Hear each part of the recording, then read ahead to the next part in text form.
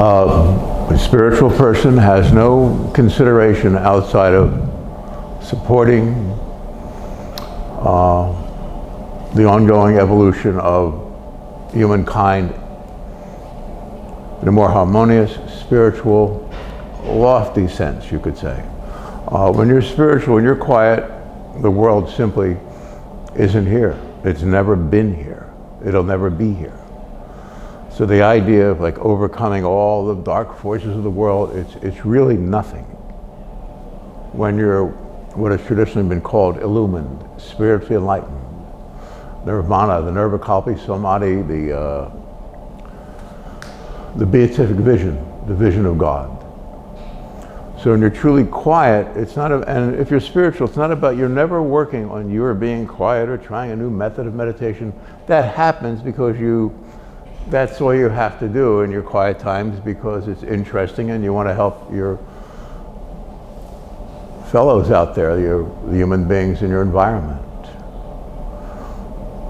But when you're there, the world never was. I'll use myself as an example because there are many millions of us. But this is real, and I never had a thought of spirituality when I asked my friend John Bucksbazen, Dr. Bucksbazen, what meditation was, and he said, close your eyes and follow your breath. In that 80 seconds, I realized what I was experiencing all my life. In that eighth of a second, rather, I knew everything there was to be about God because I already did.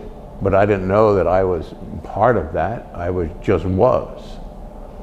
And then after that, the only work is the evolution of man, of humankind. So you become very involved intellectually, psychologically, spiritually, psychically with the problems of mankind, the delusions, the dark forces. But it's not about you, it's about them. I've never thought about me, and I've been set up every second all of my life. I'm saying this for all of us. You understand what's being said. So when you step back from all the blame, the guilt, the anger, rage over what's been done, and just realize you'll see the forces, the dark forces behind it. It's always Mephistopheles. Remember in the Sherlock Holmes movies, a great detective from England, and every time there was something wrong, Sherlock said, it's Moriarty. In other words, some professor off in Germany that was evil, so he had to, no matter what showed up in the newspaper about some bad search situation or crime that happened, it's Moriarty. So he tries to go to Germany to find out what Moriarty's up to. And that's simply symbolic of it's always Satan, always the devil, always, every little thing. Because when you're spiritual, this isn't here, and all of it, all the manifest this and that, all of the right and the wrong and the condemnation of wrong and the approbation of right, it's all gone. It's just, you simply know the tiniest cough of a child, that's Satan. We're not incarnate physical bodies, that never happened. So when you take yourself back and relieve yourself of your conditioning of this life, it's an endless, again, beatific expanse. We call it God. And in the range of this working together this morning, it's called you. It's always you. As soon as you step away from the world formed to God, unconditioned, unformed, to you, unconditioned, unformed, however you arrive at it, or remember it, or know it. And we're all fighting the same great battle against this dark force. All the good people. And those that aren't, it doesn't matter. There's only God, there's only you, there's only this kindness. It's so kind, it's inestimable. The sweetness, the purity. And it's like seeing my friend Susan with children, or her grandchild, or children that are orphans that she teaches, and so on. It's just in all of us. Donna, my friend Dr. Peterson, with her child. It's just the way Greg loves his mom, or Rob and I said, turn the car around 20 years ago. because I felt his mom, so he went to the hospital just as he's leaving. But you know when you'll be really close to your mom? I mean, more than ever, after she passes. Because it's more a soul love, that the day-to-day, the laundry doesn't count. There's just this kindness watching over you forever. Your dad, my dad and myself, he was a very tough street cop. I mean, really, really tough. And and we loved each other completely, and I'd stay away from him, but after he passed, he is me. There's only one person. We're all the same person. And when you get really quiet, that's okay. When you stop meeting and wanting and fighting, the heavenly lights are on like the first dawn before time. Everything about you exists before time, which is the outlaw of the universe of good, the sense of time. As soon as you step back from that, it's this openness, this kindness, this sweetness, this purity. It's you. This atmosphere. When you think, what would you do? It's so involved, and there are universes that are imploding upon one another, but all spiritual, so you have to drop all the human thoughts about it. I remember being a certain poet in 1915, but then again I remember being so-and-so in 1863, 1865, and seeing so-and-so, and I wrote about it in a book, and our eyes met, and yet I'm that person. And the people who I might have worked with during these other lives, we're all one person. You see what I'm saying? So when you start searching back your memory back, you don't go to something 23andMe, you look up your genetic code. It's ridiculous. We're all the same person. You're the person of God, or you are Moriarty. And that's okay. That's what this morning's about. It's always Moriarty. There are endless details, there are endless spiritual enhancement techniques to understand yourself, to uninvolve yourself from your conditioning, from your case, as it were. And the more you do that, the more you're going to understand that we are one person, the body of God. You are a spiritual presence. In your prayer, your meditation, you'll find that out, and those many hundreds of millions, or whatever we are, I don't know, 4% of people, I don't know. Doesn't matter, because this world is so infinitesimal. It's simply a bad dream, and boom, it'll go up like that. It never was. As a spiritual being, there are endless universes of good, of just beyond glorious, and you're involved with all of it, and it changes and interspersed with this and some other sunlit morning. When I say sunlit, I mean millions and millions of sun, the light of it and the beauty, but it's endless purity and ecstasy to it. And then all of a sudden there's another wave of that, and then there's something here open, and you're that, and you're this. It's not like one of these near-death experiences or something. That's all real, but I'm saying you're so much more. You truly are. Look Moriarty in the face. And it isn't a stare down, it's like you handle yourself with a very refined comport. You comport yourself well. You're in business, you act with professionalism, courtesy, kindness, anything. I know I can meet people anywhere, and because I adjust this to meet the person's energy at the time wherever I'm at, whether I'm in the line at Safeway or anywhere, City Hall or a church or whatever. It's all the same thing. It's all the same place. When you're settled, and then you really know how much your mom loves you. But and your dad, and your uncles and aunts, grandma. And then when grandma passed, I was on the couch one morning, and then I saw her walking down the stairs in my little tiny home in South Philly in this silver gown. It was just like, oh, I was letting me know all is well. She helped raise me, taught me Hebrew when I was 4 years old, sitting on the floor next to her in the little chair there. But we're all one person, so all these things are interesting, but if something's really fascinating and you want to get across to your friend, stop that.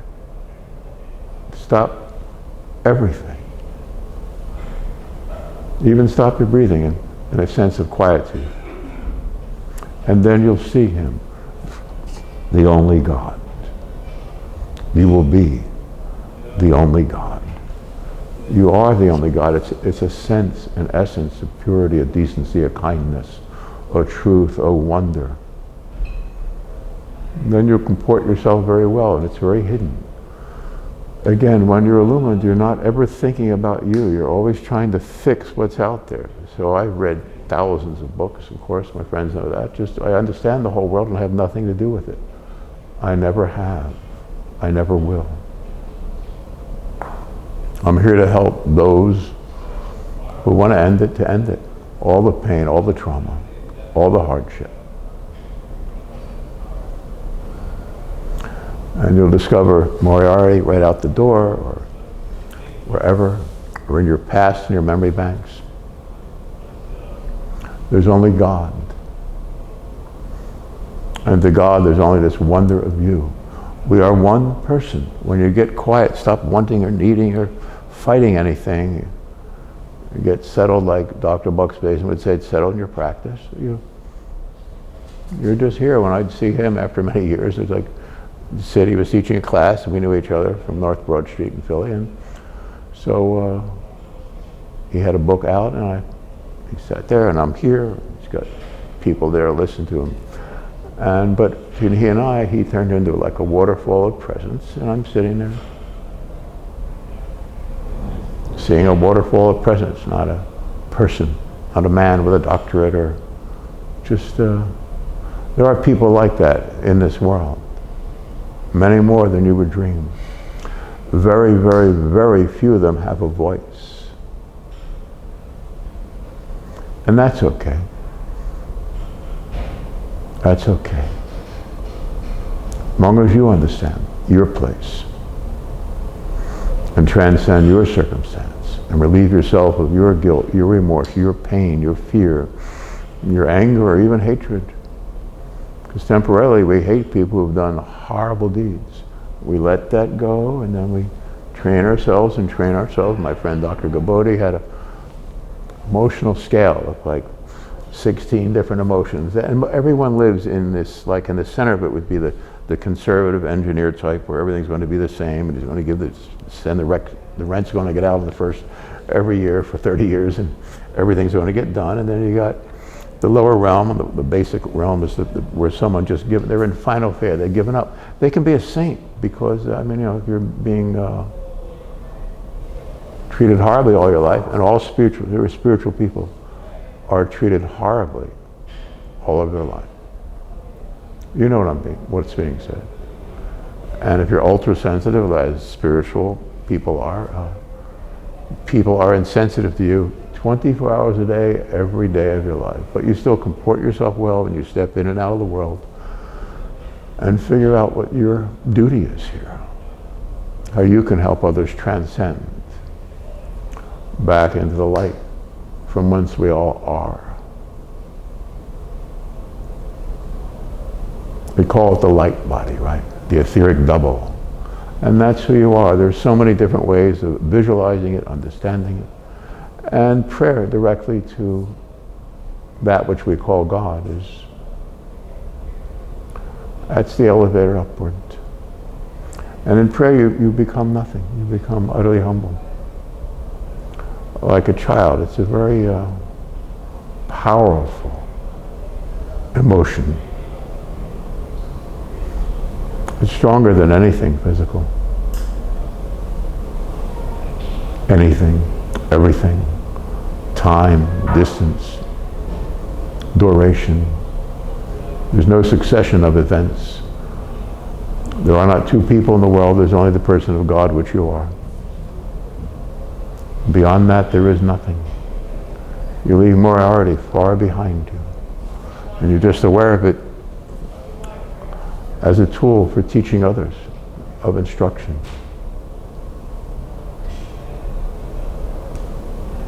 There's nothing wrong with you. There's everything right with you. You are a spiritual presence, and the sooner you gather that up entirely, and with all of our different mental aptitude, whatever will, emotional, you'll come to this.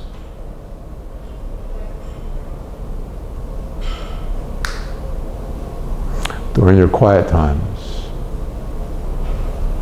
the night times when you get to dream, the dream, you'll see him, the only God. That's what you are. That's how remarkable a soul you are, that you gave that up to this aperture called birth to be here, to change us. You felt something in the infinity of God was awry, something wasn't right, and you let yourself be here. You could never imagine. And then you lived through all these dastardly attempts to defame you, to defile you, to confuse you, to make you less than, to make you believe you're your body. All these interesting events when we're 3 years old or 5 and someone bullied us, or 11, or we tripped or broke our arm on the bike, whatever, when we're 15, or whatever it takes. It's like all this stuff steams up. And if you remember all the experiences around that and people being shocked, and that's all in your memory banks. And if you just let it go and look at it, let it go, and then you'll see the different dark beings behind all of it. It's always Moriarty. It's never you. You're innocent. You're kind and you're true. And you're also holy and very valiant. My friend Maureen she was writing so much, she was very famous, and she wrote a friend, and I saw that, and she wrote it to my valiant friend, someone who was very heroic in public life. So you're a valiant presence. You're facing down the dark one directly. You came into this hellhole, and all of it is the mirage. It's just, the more you wake up, you'll walk right through it. There are no distant galaxies. There are the larger, the better the microscope, and the more powerful the telescope, you'll see more and you'll feel it. But that's all part of the illusion. Anything that's fascinating is Satan. There's nothing fascinating. Get quiet. Step to the middle of this, open up. Your wings start moving towards the higher ethers. The place that is more pure, more God. And that's where you'll find you. You're that, not this. This isn't. Explaining to my friends in this room, when I walked in, the whole world's colliding around me, because when I'm alone at home, boom, for people to come see me, there is no world. So I'm able to do direct empowerment sessions with people and know everything about them and teach them in moments to be aware of all their friends and love them, but love them, and all the dark ones, and see what causes it, who's behind this door and door 3, and it's fun and it's very elaborate, and it's done in moments, minutes, sometimes an hour, to clear an entire case of a lifetime of confusion, because that's all the world is. As long as there are two bodies, two people think they're a physical body, that's the Garden of Eden. If you're a mystic, you read the Bible, you'll see something completely different.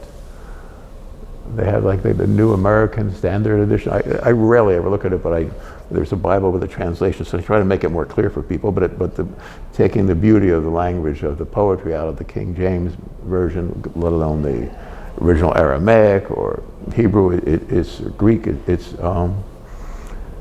do that and you kill the reality of it, because then it makes you think, oh, you are your body. That's how the New American looks. It's just horrible to read that. They make Satan more real than Moriarty could have dreamt. There aren't two bodies, there's only you. You are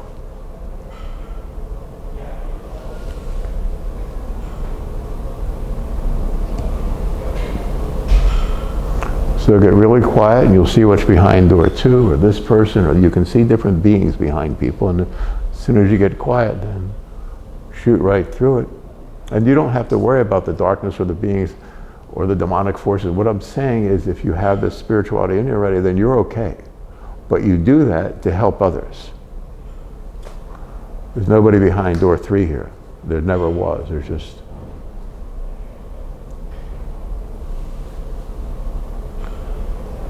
So as soon as you wake up, you're not trying to be spiritual. Your only wish and hope is to support others who would like to be free. That's the entirety of spirituality.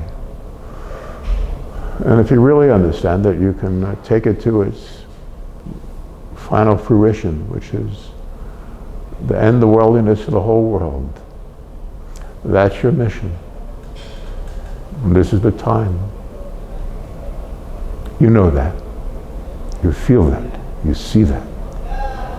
This cannot continue. This will not continue. It's all in your hand.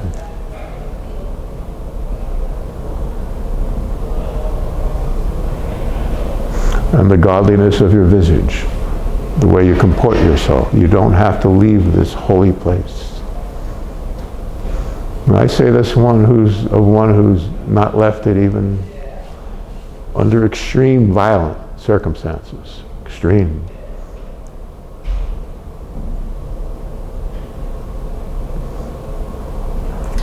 You're a good soul. What you've gone through is appropriate for the time, so that you have the understanding of how to relieve other people of their pressures, of their guilt, their fear, their animosity, whatever it takes. When you're very quiet with them, you can talk anyone down out of a tree.